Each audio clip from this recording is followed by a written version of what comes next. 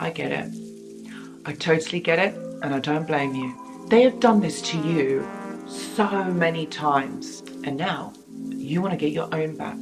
Or maybe it is that you want to do this for your own protection. I got you.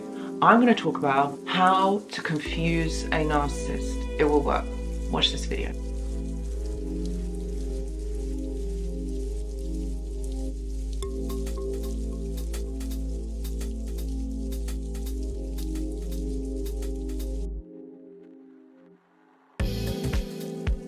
Hello and welcome back. I hope that you're all doing really well. So in this video, we're going to talk about how to confuse a narcissist. Do you know what? They've done this to you like one too many times and you're like, yeah, I'm done. Why should they get away with the fact that they have been able to confuse you like throughout this whole experience, this whole interaction? Why? Why should they get away with it? Now it's your turn. Now you are going to be able to confuse the narcissist. And it's this one simple trick. Well, it's not simple. None of these things are simple. It's easier said than done. I get it. But once you kind of understand the inner workings, the psychology behind it, and the way that actually the narcissist thinks, this will be a little bit easier. So yeah, I'm going to talk about this. But before I do, my friends, just quickly want to mention that I do go live on this channel once a week. And if you have any questions or there's thoughts on your minds and you want some answers, I would say join the live, because there's a possibility that I will be answering your question. Just type it in the live chat. Talking of which, the live chat is very lively. There is a supportive community, which I'm so grateful for. And so if you wanted more information, please see the description box below. Okay, how to confuse the narcissist. So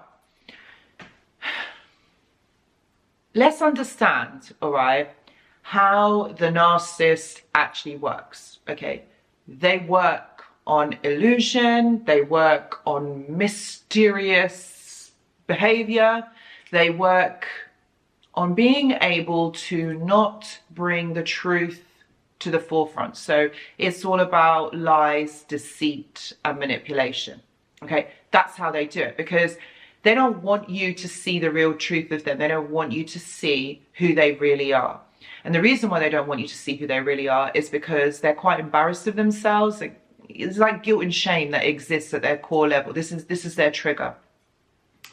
Because they're really embarrassed of the fact, or they really don't want you to know how bad their childhood really was. That those are the building blocks of every human being. Actually, if you think about it, your childhood and the way that it was is the building blocks of how you are going to think, how you are going to behave. Now, the narcissist on some level knows that that was quite damaging, even though they've probably told you that they had the best childhood in the world. That is also a deceit. And so they want to hide this fact, all right? They also know that emotionally they are dysregulated. Some of them might have even said to you that, oh, maybe I have something I don't feel, or I don't feel emotions, I don't understand them, I'm strong, I don't really have emotions or feelings. Something along those lines. They might even say that they might be a little bit on the spectrum of autism, but they're obviously never going to come out and say, hey, I'm a narcissist. They're not going to do that.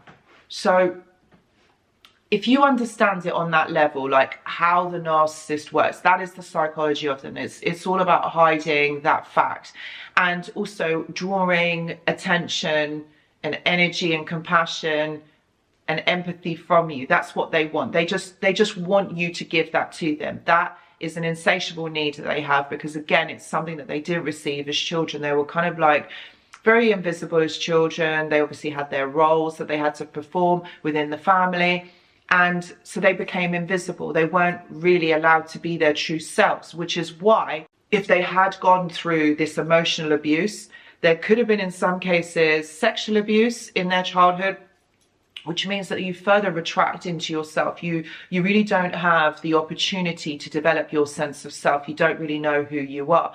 So you kind of like survive in your environment, probably get away from it, and you don't really make sense. You're kind of like lost in the world. So this is why their behaviors and the way that you understand is very confusing, because they are also confused. They also don't really know themselves internally, because they've not had that time and space to really develop and understand themselves. So when the narcissist is looking for that from you, they're looking for your attention, your empathy, your patience, your kindness, okay? They will expect this from you. Remember, you would have been chosen as someone who is empathetic, someone who is kind, someone who is going to very much conform. So when you are giving the narcissist all of this, all right, they are going to expect this from you. They are going to be wanting you to give this to them all the time, this energetic, this emotional response all the time. But imagine that you take that away. Imagine they don't have that. No contact, or you ignore them. Or you become unpredictable. Meaning that you behave in a way that the narcissist cannot predict. So the narcissist would have picked you for all of your qualities that I mentioned earlier, but they also would have studied your facial expression, your body language. They would know your triggers, so they know which buttons to press. So they will know this information about you. Granted, you will also know sort of the same amount of information on the narcissist. You will know their facial expressions, how they're going to react, what they're going to say, possibly maybe even their triggers, some things that they don't like talking about. But the narcissist would have studied you. They would have watched you. This is what they do. And what they do is they use all of this information against you. So they know how to press your buttons. They know how you are going to respond to get a certain reaction from you. But this is the thing. You're going to respond. You're not going to react. You're going to respond. And when you respond in a way that the narcissist is unaware of, this then causes this dysregulation within them. Because when they are looking towards someone to supply them with that information, they're going to know what your next move is going to be. They're expecting this because remember, they spent time watching you and studying you. But if you're behaving in a way that they don't know and they can't anticipate, well, that's not going to be good, because they can't anticipate your next move. That is how you become unpredictable. So they're not going to know what to do next, because they take that information from you and destroy it, destroy you. So when you become hidden and they don't know what you're going to do next, that becomes a problem for them. That becomes very difficult for them because they can't trigger you. But in order to be able to get to that place where you become strong and you're able to initiate this, to do this to them, you have to understand your own triggers. You have to understand what makes you feel this. Because when the narcissist tries to trigger you and use the old formats, the old ways of how they know and what they know of you, it might initiate a response from you. It might initiate a reaction from you. So then they've got you. But this is when you become ambivalent. Doesn't matter what they say or what they do, it's not going to affect you. When you ignore them, when you don't give them anything, they hate this because they haven't got this information on you.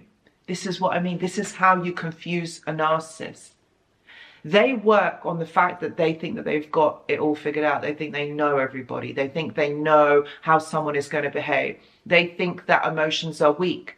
So they will try and initiate an emotional response from you because that's how they deem themselves more powerful. That's how they see themselves like on a hierarchical level, that they're above you, that you are below them because you've got emotions you feel.